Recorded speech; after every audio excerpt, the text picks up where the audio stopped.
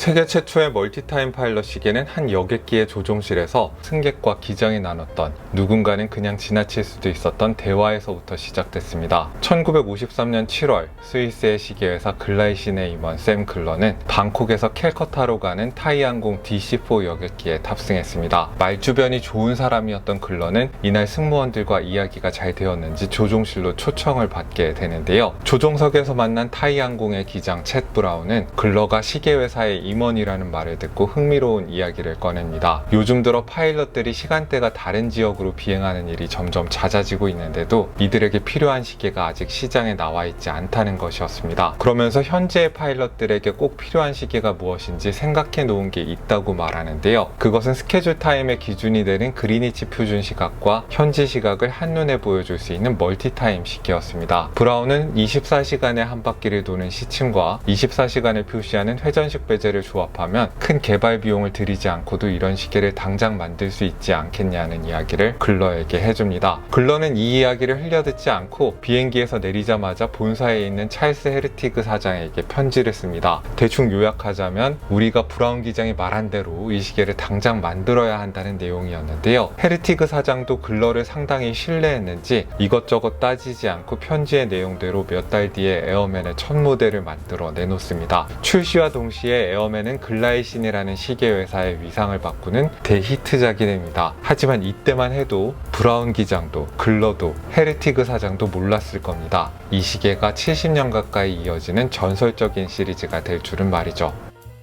저희 채널을 오래 봐오신 분들은 아시겠지만은 글라이신은 제 마음속에서 특별한 위치를 갖고 있는 시계 브랜드입니다. 오는 9월 26일에는 드디어 제가 진행하는 워치인사이드 프로그램에서도 글라이신의 에어맨 시리즈를 소개하기로 했습니다. 에어맨 시리즈의 워치인사이드 출연을 기념해서 오늘 영상을 통해 아직 어디에도 공개되지 않은 에어맨 더치프의 신모델들을 세계 최초로 보여드리려고 합니다. 이번 워치인사이드 편성을 위해서 글라이신 측에서 특별히 배려를 해준 것이기도 한데요. 이 모델들은 전 세계에서 우리나라의 소비자들이 가장 먼저 주문할 수 있게 됐습니다. 다만 아직 생산에도 들어가기 전인 제품이라서 11월 중에 실제 배송이 이루어질 거라고 합니다. 아무리 신모델이어도 오래 기다리시는 게 싫으신 분들은 이미 한국에 재고가 들어와 있는 다른 모델을 보시는 것도 좋겠습니다. 신모델은 어떤 것들이 있고 바로 받아볼 수 있도록 준비된 시계들은 어떤 것들이 있는지 다 소개해 드리도록 하겠습니다. 라인업도 라인업이지만은 가격도 제대로 된 서비스를 받을 수 있는 공식적인 판매처 가운데서는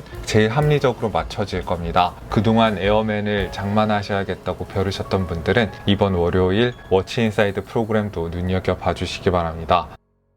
어떤 시계 브랜드에게 70여 년 가까이 명맥을 지켜온 시리즈가 있다는 건 그 자체로 엄청난 업적입니다. 이 시리즈를 지지하는 팬층이 그만큼 두텁다는 뜻이기도 하고요. 하지만 때때로 브랜드의 입장에서 이러한 역사적 시리즈의 존재는 큰 부담으로 작용하기도 합니다. 기존 시리즈의 전통을 존중하면서 새 모델을 꾸준히 낸다는 게 생각만큼 쉬운 일은 아니기 때문입니다. 에어맨을 에어맨이게끔 하는 요소들에 너무 지나치게 손을 대게 되면은 시리즈의 아이덴티티를 잃을 수 있을 뿐만 아니라 이건 내가 알던 에어맨이 아니야 라고 화내는 기존 팬들의 분노도 받아내야 합니다. 기존 팬들이 지지하지 않는 신모델은 판매고도 저조할 테고요. 이는 에어맨 시리즈가 이런저런 시도를 해보다가도 계속해서 전성기 시절의 그 디자인으로 회귀할 수밖에 없는 이유이기도 할 겁니다. 더치프 시리즈는 전성기 에어맨의 디자인을 40mm라는 모던한 사이즈로 키운 다음에 다이얼이나 케이스의 색상만 살짝 바꾸는 아주 조심스러운 실험을 계속해오고 있는데요.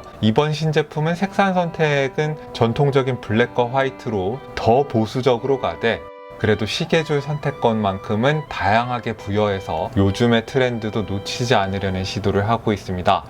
색상 선택이 보수적이라고는 해도 신모델이니만큼 과거의 모델과 완전히 똑같은 건 아닙니다. 화이트 모델은 완전히 백지장 같은 화이트라기보다는 오프화이트 색상입니다. 그래도 누가 봐도 크림색이라고 부를 넘버원 시리즈랑 비교를 하면 좀 더 화이트에 가깝습니다. 크림색 기운이 빠지다 보니까 좀 더 모던한 분위기를 풍기는 것도 같습니다. 시분 초침의 색상도 넘버원 시리즈에서는 브러쉬된 실버였지만은 신모델에서는 색칠된 블랙입니다. 프린트된 인덱스의 색상도 좀 더 진해지면서 흑백 대비가 더 강해졌고 따라서 가독성이 더 좋아진 모습입니다. 블랙 모델도 넘버원 시리즈의 블랙 모델과 비교하면은 시분 초침의 색상이 브러쉬된 실버에서 색칠된 화이트로 바뀌었습니다. 역시 흑백 대비를 강하게 해서 가독성을 좋게 한 모습이고요. 더치프 시리즈 안에서 보면은 기존에 나오던 블랙 다이얼이 없었던 건 아닌데요. 다만 기존의 더치프 시리즈의 블랙 다이얼은 야광 도료 부분을 제외하고 전체가 블랙아웃이 된 모델이어서 케이스부터 시분 초침까지 어두운 색으로 PVD 코팅이 되어 있었던 반면에 이번에는 시분 초침의 색상은 화이트에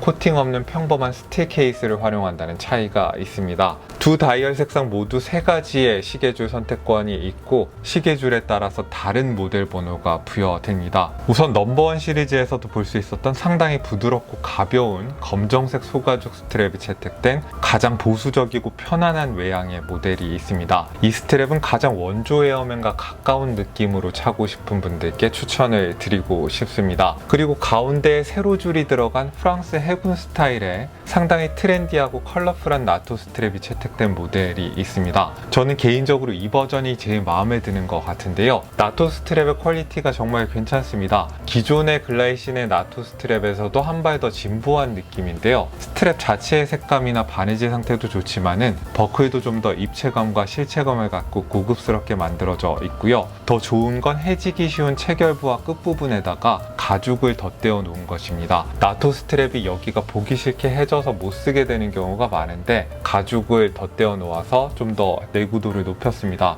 좀 더 많은 회사들이 이런 식으로 나토 스트랩을 만들었으면 좋겠다는 생각까지 듭니다. 마지막으로 메탈줄 에어맨을 원하시는 분들을 위해서 메쉬 스트랩을 기본으로 장착한 모델도 이번에 나옵니다. 패션 시계에서 보던 흐물흐물하고 얇은 메쉬 스트랩이 아니라 다이버 시계들에서도 보던 두툼한 헤비 듀티 스트랩입니다. 제가 글라이신의 메쉬 스트랩을 써봐서 말씀드리지만은 메쉬 부분만큼은 짜임새도 좋고 꽤 고급감이 있습니다. 다만 클래스프 부분은 일반 메쉬 스트랩처럼 좀 평범해서 아쉬움이 남습니다. 에어맨과의 궁합은 기대 이상입니다. 에어맨도 회전식 베젤이 달려있어서 그런지 메쉬 스트랩에 연결해보니까 약간은 빈티지풍의 스킨다이버 시계 같은 분위기도 연출이 됩니다.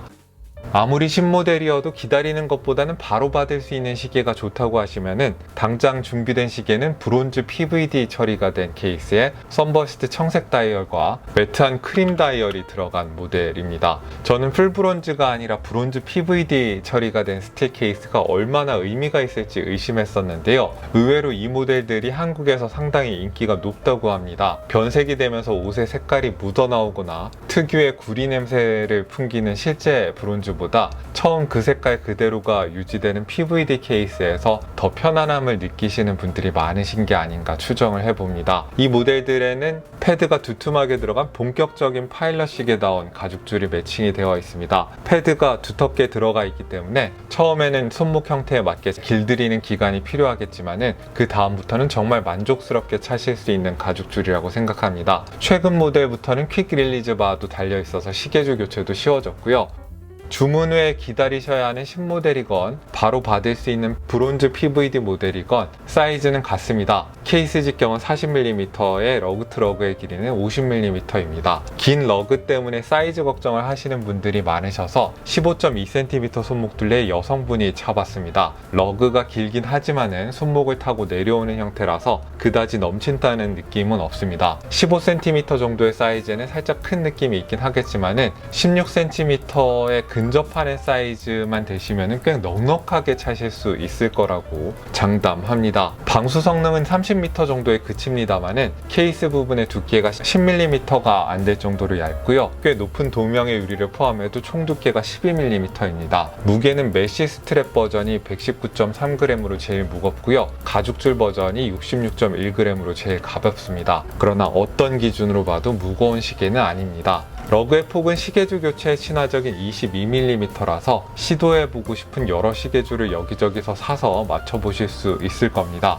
에어맨은 줄질이 예쁘게 잘 어울리는 시계라서 어지간한 줄에는 다 잘 어울립니다. 아마 이번 신모델의 스트랩 옵션이 많아진 건 다양한 스트랩 수요를 아예 처음부터 흡수해 보려는 포석이 아닐까 생각을 해봅니다. 사이즈만 키웠을 뿐 케이스의 형태는 빈티지 에어맨의 것을 그대로 따르고 있습니다. 스틸 케이스 버전들의 경우에 케이스의 정면은 직선의 브러쉬가 되어 있고 측면은 폴리시가 되어 있는데요. 별로 어려운 피니쉬가 시도된 케이스는 아니지만은 브러쉬 자체의 촘촘함이라던가 브러쉬된 면과 폴리시된 면 사이의 경계 처리 같은 데서 글라이신의 시계 만드는 내공은 충분히 느끼실 수 있으실 겁니다. 원형의 브러쉬가 들어간 베젤에는 음각과 검은색을 활용해서 가독성을 위한 배려를 더한 것을 확인하실 수 있습니다. 브론즈 PVD 케이스 같은 경우에는 브러쉬나 폴리시를 감상하기는 좀 힘듭니다. 피니쉬보다 더 눈여겨보셔야 하는 건 브론즈 케이스 특유의 빛바랜 듯한 낡은 효과를 얼마나 잘 연출했나 하는 것인데요. 제가 재밌다고 느낀 건 잔 스크래치는 물론이고 빛바랜 브론즈 케이스에서 군데군데 푸른빛이 감도는 것까지 표현을 했다는 사실입니다. 덕분에 박물관에서 갓 튀어나온 시계 같은 분위기를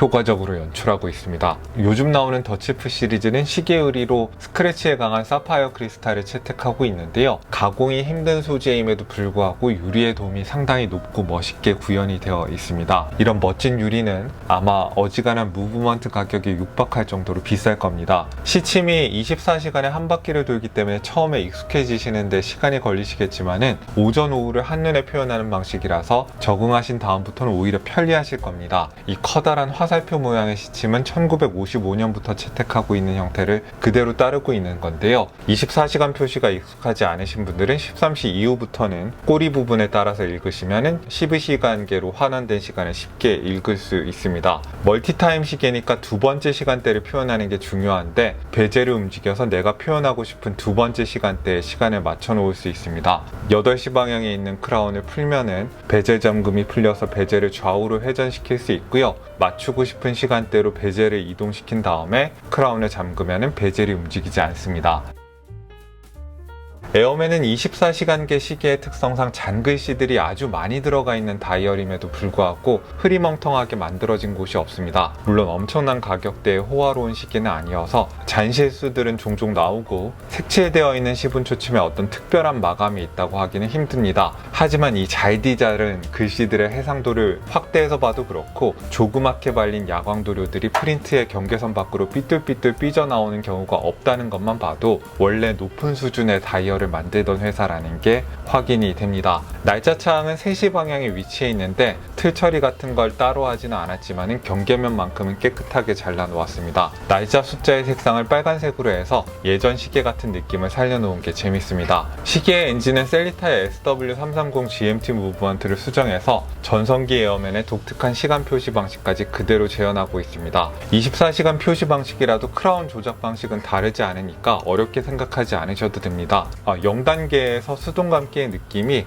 헛돈다는 착각이 들 정도로 부드럽다는 게 특징적입니다. 1단계에서는 날짜창을 조정하실 수 있는데 21시부터 3시까지는 위험 시간대니까 날짜를 강제 조정하시면 안 되겠죠. 2단계에서는 해킹이 되고 시간을 변경하실 수 있습니다. 뒷면에는 스크루인 방식으로 결합된 솔리드백이 들어가 있습니다. 이것도 고증에 충실한 부분이고요. 야광은 C1 슈퍼루미노바 도료가 적용이 되어 있는데 에어맨의 야광이 일본 시계들처럼 뛰어나진 않지만은 더치프 시리즈는 그래도 에어맨 시리즈 중에서는 야광이 괜찮은 편입니다. 일정 시간 정도는 충분히 의존할 만한데 그래도 이 가격대 스위스 시계들이 전반적으로 야광이 아주 뛰어나진 않습니다. 자, 그러면은 에어맨 더치프 시리즈 이번에 워치인사이드에서 특별히 소개되는 전세계 최초 공개되는 신모델과 그리고 당장 주문할 수 있는 브론즈 PVD 케이스 모델까지 차례대로 자세하게 소개를 해드렸습니다. 베트남전에서 PX에서 가장 사랑받은 모델이라는 그런 재미있는 이야기도 있고 그리고 또 비공식적으로 나사의 미션을